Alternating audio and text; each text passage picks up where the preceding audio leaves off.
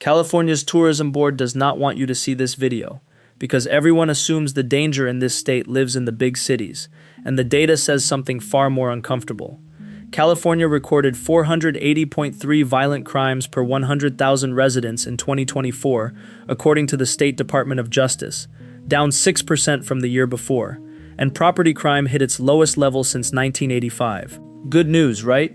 Except statewide averages hide enormous variation, and some of the worst numbers in America are coming out of towns with fewer than 25,000 people, places with one grocery store, no freeway exit worth naming, and a police department stretched to its last patrol car.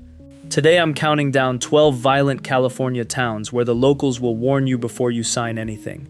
We've got a lake town where residents face roughly a 1 in 24 chance of victimization in a year, a city of 12,700 with a violent crime rate higher than Compton's, a desert pit stop on the Vegas highway where property crime runs nearly 39 per 1,000, and a coastal town wrapped in redwoods where violent crime runs 165% above the national average.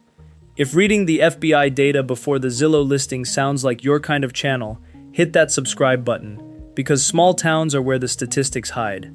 Let's count it down. Number 12. Needles.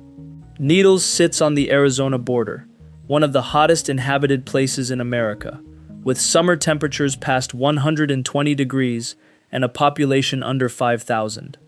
The crime rate here runs well above the national average for a town this size, driven by property offenses and the transient traffic that comes with being an interstate waypoint in the middle of nothing. The town's economy never recovered from the railroad's decline. Gas prices are so notorious that locals cross the river into Arizona to fill up, and the police department covers a huge desert footprint with almost nothing. Needles isn't dangerous because of what's there, it's dangerous because of what isn't. Number 11. Porterville.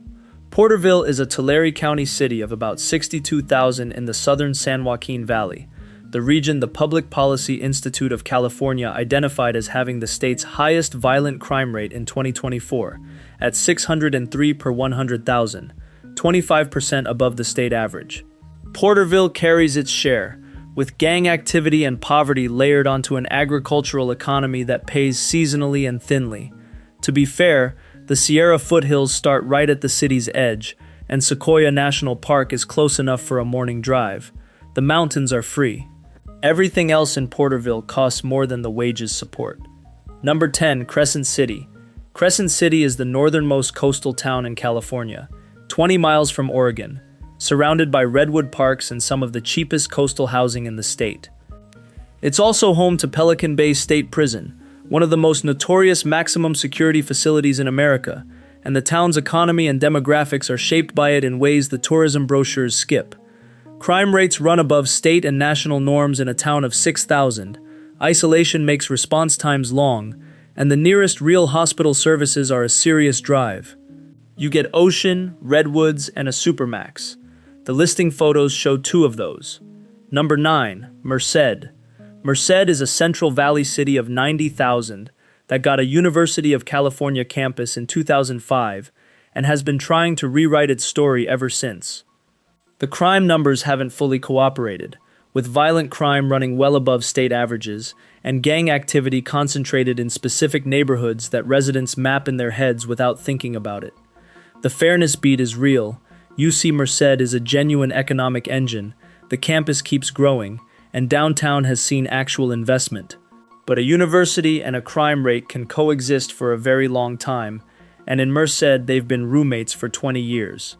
Number 8. West Sacramento. West Sacramento sits directly across the river from the state capitol, close enough that legislators can see it from their office windows, and it posts crime numbers that consistently outpace Sacramento's own.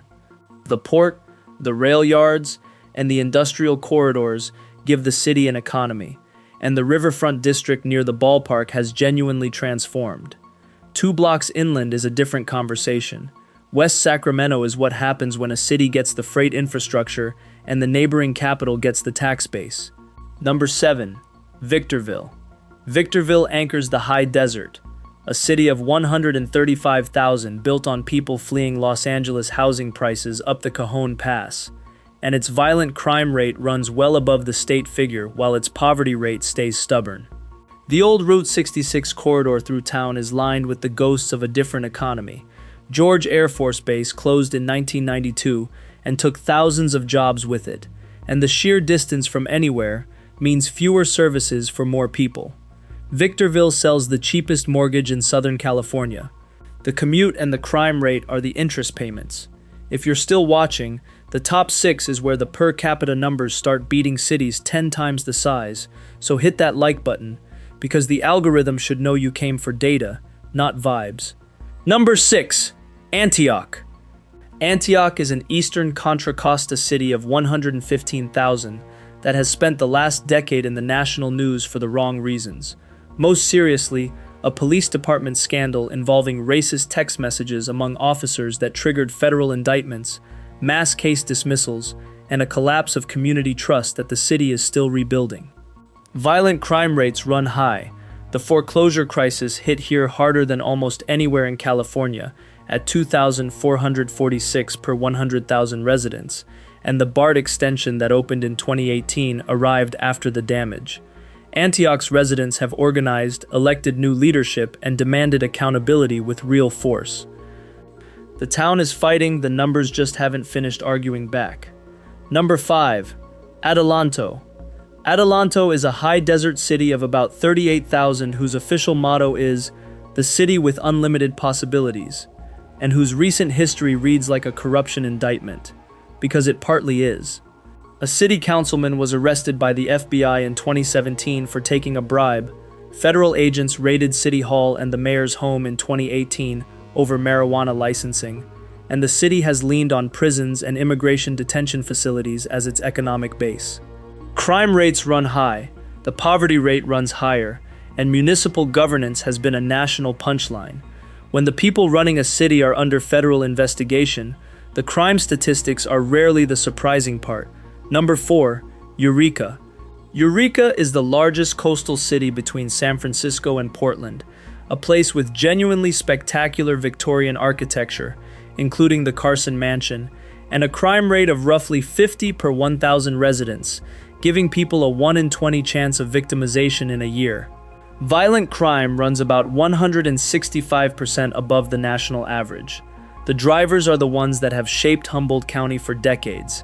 Isolation, the long boom and bust of the cannabis economy, opioid and methamphetamine addiction, and a homelessness crisis in a town with limited services.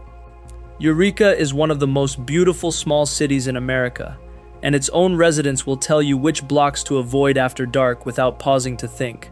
The fog rolls in, the Victorians glow, and the data does not care about either. Number 3. Barstow. Barstow is a desert city of about 25,000 on Interstate 15 between Los Angeles and Las Vegas, and its violent crime rate of 10.77 per 1,000 residents and property crime rate of 38.83 per 1,000 far exceed what you'd expect for a town this size. 22 gun violence incidents were recorded in a recent reporting period in a town you can drive across in 10 minutes. Millions of people stop here every year for gas and a bathroom, which is the whole economic model, and almost none of them stay long enough to learn the neighborhoods. The town gave America the first Del Taco in 1964, and the railroad history is real. But when your economy runs entirely on people actively trying to leave, something eventually curdles, and in Barstow the crime map shows exactly where. Number 2. Marysville. Marysville is the entry almost nobody sees coming. This Yuba County seat of roughly 12,700 people posts a violent crime rate of 12.96 per 1,000 residents, which is higher than Compton's 11.78, in a town most Californians could not find on a map. Property crime sits at 46.11 per 1,000, driven by motor vehicle theft and larceny, and 19 gun violence incidents were recorded in a recent period. The causes are structural and depressingly simple: high poverty, a small tax base, and limited law enforcement resources in a city hemmed in by levees on the Feather and Yuba rivers with almost no room to grow. Marysville rarely appears in national crime conversations at all. It is the kind of place where the numbers speak loudly precisely because nobody is listening. Number 1. Clear Lake. Clear Lake sits on the shore of Clear Lake, the largest natural freshwater lake entirely within California and one of the oldest lakes in North America. And by the FBI's 2024 data released in October 2025, Neighborhood Scout found its violent crime rate to be among the highest in the entire nation across communities of all sizes, from the smallest towns to the largest cities. The overall crime rate runs about 27 per 1,000 residents by that measure, with crime grade putting the typical year figure at 41.85 per 1,000 and ranking the city in the 16th percentile for safety, meaning it is less safe than 84% of American cities. Analysts estimate crime costs Clear Lake households roughly $1,886 a year, with total costs approaching $31 million for a city of about 18,000 people. The causes are the ones that produce this outcome everywhere: deep poverty, addiction, a housing stock of aging cabins and manufactured homes, wildfire trauma from years of evacuations, and a police force too small for the geography. And here is the part that makes Clear Lake genuinely tragic rather than merely statistical. The lake itself is a natural wonder, world-class bass fishing, thousands of years old, ringed by volcanic hills, 2 hours from San Francisco. Land is cheap. The water is beautiful, and the town on its shore has one of the worst violent crime rates in the United States. Clear Lake is not a warning about California cities. It's a warning about what happens when a small town is left alone with its problems for 40 years. That's the list: 12 California towns where the locals' warnings come backed by federal data. If this video helps somebody move smarter, subscribe, because next week I'm covering the small California towns that turned their numbers around, and how they did it. Drop a comment with the town I missed, and I'll see you in the next one.